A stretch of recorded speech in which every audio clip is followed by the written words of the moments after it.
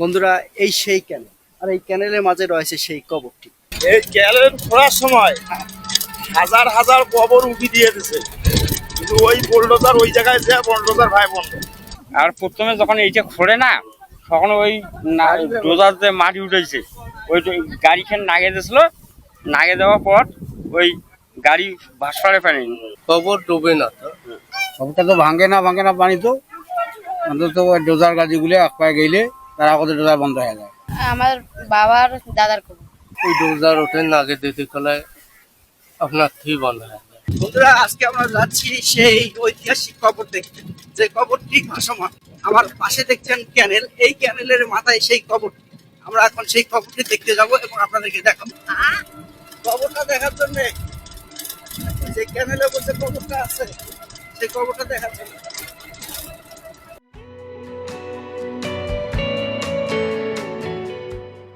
অলৌকিক এক কবর, যে কবরটি অবস্থিত নীলফামারী জেলার কিশোরগঞ্জ উপজেলায়। আজ আমরা যাচ্ছি সেই রহস্যময় কবরের উদ্দেশ্যে।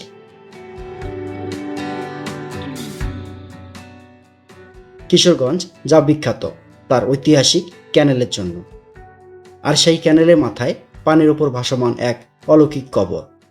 এই ক্যানেল খোঁড়ার সময় হাজার হাজার কবর উঠি দিয়ে দিছে, কিন্তু ওই বোল্ডোজার ওই জায়গায় যে বোল্ডোজার ভাই বন্ধ। তারপরে ওই কিচ্ছির জায়গা ওই জায়গার নলের পাইনি, ওই জায়গা কবরের জায়গা কবরে আছে এখন অক্ষত অবস্থা। হ্যাঁ, এখনো অক্ষত অবস্থায়। আর এই ক্যানেলে পানি যখন পারে তখন কি কবরটা হ্যাঁ, কবরটা ভাসে না ভাই, কবরটার ঘাস আছে, যে কবরটা ওইখানে যে আছে তা দেখা যাইতেছে। মানে ঘাস হইলেও একটু হইলেও ভাসে থাকবে, পানিতে চলে যাবে না। না ওই জায়গাটা দেখা যাবে। দেখতে দেখতে আমরা চলে এলাম সেই কবরের একদম কাছে। চারপাশে নিস্তব্ধতা, মনে হয় এখানে লুকিয়ে আছে অনেক না বলা গল্প। এখানে একটা ভাসমান কবর আছে, হ্যাঁ, সেটা কোথায়? ওই তো সামনে পেয়েছি। আচ্ছা, এই কবরে কিছু অলৌকিক ঘটনা নাকি ঘটে? ও স্বপ্নার ওই হাজি আমার তো দেখিনি চোখ দিই, এখন হাজি। মানে এই কবরটা একজন হাজির। আর প্রথমে যখন এইটা খোঁড়ে না, তখন ওই ডোজার যে মাটি উঠেছে ওই গাড়িখান নাগে দিয়েছিল। নাগে দেওয়ার পর ওই গাড়ি ভাসপারে পানি ডোজারের ইয়েও। মানে পুরো কবরটা ভাসার চেষ্টা করছে। হ্যাঁ, চেষ্টা করছিল উল্টির পানি, গাড়ি খারাপ হয়ে গেছে। এই কবরে যে সমাধি আছে, ওনার নাম কি? দেবার হাজি। কবরের পাশে এই মাছ ধরে নেই, বড় মাছ ধরার মাত্র ওই লোকটা বাড়ি গেছে মাছ বেচাইছি। আবার আইতো স্বপ্নেয়া কইছিল যদি এই যত বড় মাছ ধরছেন তত বড় মাছ আনি দিবেন, তখন দিয়ে তোমার জ্ঞান ফিরবে। ওই বড় মাছ আনি দিয়েছে, মানুষটি এখন বাঁচিয়েছে। তারপর ভালো হয়ে গেছে লোকটা। যা যে নিয়ত করেছে সেই নিয়তে তার পূরণ হয়েছে। বন্ধুরা, এই সেই ক্যানেল, আর এই ক্যানেলের মাঝে রয়েছে সেই কবরটি, যে কবরটি নিয়ে অনেক কৌতূহল। এই কবরটি নাকি যখন এই ক্যানেলে পানি ভরপুর হয়ে যায় তখন কবরটি অটোমেটিক ভেসে ওঠে। আবার যখন এই ক্যানেলে পানি ডেবে যায় তখন এই কবরটি অটোমেটিক ডেবে যায়। বর্তমানে দেখা যাচ্ছে, বন্ধুরা দেখুন, যে বর্তমানে দেখা যাচ্ছে যে কবরটির কিছুটা অংশ পানির উপরে এবং কিছুটা অংশ পানির নিচে। আর এই কবর নিয়ে রয়েছে অনেক রহস্য। এই কবরটি একজন হাজির কবর। আজকে আমরা জানবো এই কবরটির ইতিহাস। আচ্ছা, আপনাদের পাশে যে একটা কবর আছে, হ্যাঁ, এই কবরটার বিষয়ে কিছু জানেন? কবরটার বিষয় যা যেটা মানাতিনা করে, এইটাই যার হয় কাজ হইতেছে তারা মানাতিনা করতেছে, ঠিক আছে। আচ্ছা, এই কবরটার ইতিহাস আমরা কইতে পারবো না, আমাদের বাপ দাদারা কইতে পারবে। আসসালামু আলাইকুম, ভালো আছেন? আচ্ছা, আপনাদের যে ক্যানেলের উপর যে একটা কবর আছে, এই কবরটা কার? আমার দাদার কবর। আপনার দাদার কবর? হ্যাঁ। দাদুর কথা মনে পড়তেই হঠাৎ করে বুকের ভেতর কেমন যেন ভারী হয়ে উঠল। কেন এমন অনুভূতি হলো আমি নিজেও বুঝতে পারলাম না। হয়তো আপনাদের মধ্যে কেউ বুঝতে পারলে তাহলে অবশ্যই কমেন্টে জানিয়ে দেবেন। শোনা যায় এই দাদু হেঁটে হজ করেছেন। অসাধারণ ধৈর্য আর বিশ্বাসের এক উদাহরণ। আর তার সেই নাতি আজ অন্যের সাহায্য ছাড়া ঠিকভাবে হাঁটতে পারে না। জীবন সত্যি কত অদ্ভুত, তাই না? দেবার হাজির নাতি, ইনি বড় নাতি নাকি? সবার বড় নাতি, নাকি মারা গেছে দুইকে। কেমন আছো? আলহামদুলিল্লাহ ভালো আছে। কোন ক্লাসে পড়ো? পঞ্চম শ্রেণীতে পড়ি। আচ্ছা, তোমার পিছনে সোজা পিছনে একটি কবর আছে, জি, তুমি কি জানো এই কবরটি কার? আমার বাবার দাদার খবর। ওনার নাম কি ছিল? দেওয়ার আছে। উনি কেমন মানুষ ছিল? তিনি একজন ভালো মানুষ ছিলেন। তিনি হাঁটি হজ করতে গেছিলেন। হেঁটে হজ করছে?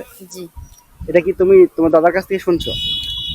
না, আমার ভাইয়েরা এমনিতে মানে আমার মার গল্প করে আমি তাতে শুনছি। আর তোমার বাবার যেহেতু দাদার কবর, এই কবরটির যখন পানি ভাসে, এই যে ক্যানেলটি যখন ভরপুর পানি হয়ে যায়, তখন কি কবরটি ভাসে? না, কবর ওইরকমই থাকে। এই যে জঙ্গল পানি ভাসলে কবর একটু হলেও দেখা যায়, আর যখন পানি হেঁটে যায় কবর ওইরকমই থাকে। বন্ধুরা, বর্তমান আমি একদম ক্যানেলের পাশ দিয়ে হেঁটে যাচ্ছি, আর আমার পাশেই সেই ঐতিহাসিক কবরটি, যে কবরটি নিয়ে রয়েছে অনেক জল্পনা কল্পনা। সবচেয়ে বড় বিষয় হচ্ছে 1984 সালে যখন এই ক্যানেলটি খনন করা হয়, তখন নাকি এই কবরের পাশেই যে বুলডোজার ছিল, সেই বুলডোজার এসে থেমে গিয়েছে। আসলে এটি আধ্যাত্মিক বিষয়। এই বিষয়গুলো নিয়ে এলাকাবাসীর কাছ থেকে জানার চেষ্টা করব এবং আপনাদেরকে জানাবো। এখানে অনেক মুরব্বীর কাছ থেকে অনেক রকম কথা শুনলাম, আসলে সব কথা একটু ব্যতিক্রম। এই ব্যতিক্রম কথার মাঝেই রয়েছে অনেক রহস্য। আজকে খুঁজে বের করার চেষ্টা করব সেই রহস্য। আপনাদের সাথে যে ক্যানেল আছে, ক্যানেলে একটি কবর আছে, রহস্যজনক কবর, একটি অলৌকিক কবর। এই কবরটির বিষয়ে আপনি কি জানেন? কবর ডুবে না তো? ক্যানেলে যখন ভরপুর পানি হয় তারপরে ডোবে না, না, কেন ডোবে না? আল্লাহ রহমত আছে, ওই জন্য ডুবে না। এই কবরটি আল্লাহ যেহেতু রহমত আছে আপনি বললেন, অন্যান্য কবর তো পানি আসলেই পানির নিচে তলিয়ে যায়, চলে যায়। কিন্তু এই কবরটি কেন তলায় না?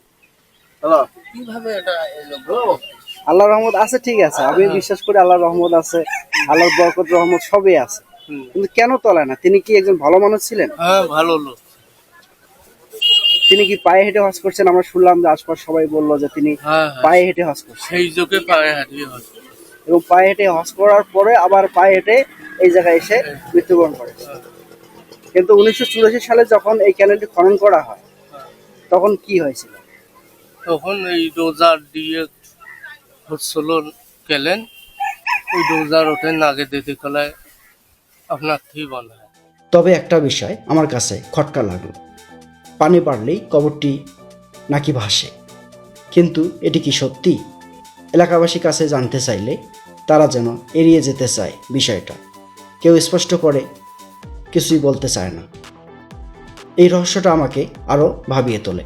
অবশেষে খোঁজ নিয়ে জানতে পারলাম, তা হয়তো অনেকেরই ধারণা বদলে দেবে। ওটা তো ভাঙে না পানি তো, অন্তত ওই ডোজার গাড়িগুলো এক পায়ে গেলে তার আগতে ডোজার বন্ধ হয়ে যায়। ওখানে একটা মাছ মারছিল, এক লোক আমার থেকে লোকের বাধা করছিল, ওখান থেকে আওয়াজ আসলো বলে মান ছিল লোকের নাম মাছের, মাছ মারিস নিয়ে আমাকে কি জোর করে মাছ মারছে। ওই একটা বাঁচার কথা ছিল না, এমন কোনো লোক কাউ কয় নাই বলে একটা বাঁচলো, কঙ্কাল হয়ে আসলো। বহু দূর এক লোক আসি হায়াত আসলো তো, এই কারণে এখন বাঁচিয়েছে ভালো। পরে কি হয়েছে? পরে আর ওই লোকটা ওটি মাছ মারে না, ওটা মাছ মারে না। এখন আশপাশ মেলা লোক ট্রেনের বাচ্চা এসে লোকে যাই, ওটা মাছ মারে না। আমি কিছুক্ষণ আগে শুনলাম যে ওইখানে নাকি আর একটা মাছ আনি ছাড়ি দেওয়ার পরে উনি সুস্থ হয়েছে। না, ওটা মিথ্যে কথা। না, আমার খালাতো ভাইয়া আমি জানি, এর আব্বা আমার ছোটোবেলা আপেল টাপেল নিয়ে গেছিলো, মুরগি নিয়ে গেলো 6টা, মুরগি দিয়ে গেছে, হয়তো দিয়ে গেছে মানুষের হাঁকাল কথা। মাছ না, ওটা একটা বাগুর মাছ এখানে আর আসলো, বড় মাছ। মানে কবরটার আশপাশে একটা মাছ ছিল, মাছ একটা আসলো বাগুর, অনেক 40 মনের মতো একটা মাছ। একটা মাছে মাছ আসলে বাবুর। যখন ডুবে রাইট শব্দ হয়, মানে মানুষ ডুবেছে, মানে দূর থেকে ডুবিয়ে নিয়ে মারি আশা ভালো ওটাই মারি কেটে পারে। ইয়েও কয়ে আছে, ওটা কয়ে আছে, ওখানটাই মারি কেটে দরকার নাই, গাড়ি যখন নষ্ট হয়ে গেলে তখন মারি উড়িয়ে আনবে। শোনা যায় এই কবরের আশপাশে প্রায় 200 গজ জায়গায় কখনো মাটি কাটা হয়নি। লোকজন বলে এই জায়গায় মাটি কাটতে গেলেই নাকি বুলডোজার বন্ধ হয়ে যায়, ফলে জায়গাটা বছরের পর বছর ঠিক সেভাবেই পড়ে আছে। পরে ক্যানেল তৈরি করার সময় দূর থেকে মাটি এনে 2 পাশে উঁচু করা হয়, আর এই কবরের উচ্চতা প্রায় 6 ফিট। ঠিক একই কারণেই ক্যানেলে পানি থাকলেও কবরটি ডুবে যায় না। বরং দূর থেকে মনে হয় যেন পানির উপরেই ভাসছে। তাহলে এটি কি সত্যি অলৌকিক কিছু, নাকি আমাদের চোখের ভুল? সিদ্ধান্তটা কিন্তু আপনাদের। বন্ধুরা, এই সেই কবরের কথা আপনারা এলাকাবাসীর কাছ থেকে শুনলেন। এই এলাকাবাসীর কাছ থেকে কথাগুলো শুনে যদি আপনাদের ভালো লেগে থাকে, তাহলে আমার চ্যানেলটি অবশ্যই সাবস্ক্রাইব করবেন এবং পাশে থাকা বেল আইকনটি অন করে রাখবেন। ভালো থাকবেন, সুস্থ থাকবেন। আল্লাহ হাফেজ। দেখা হবে পরবর্তী কোনো নতুন ভিডিও নিয়ে।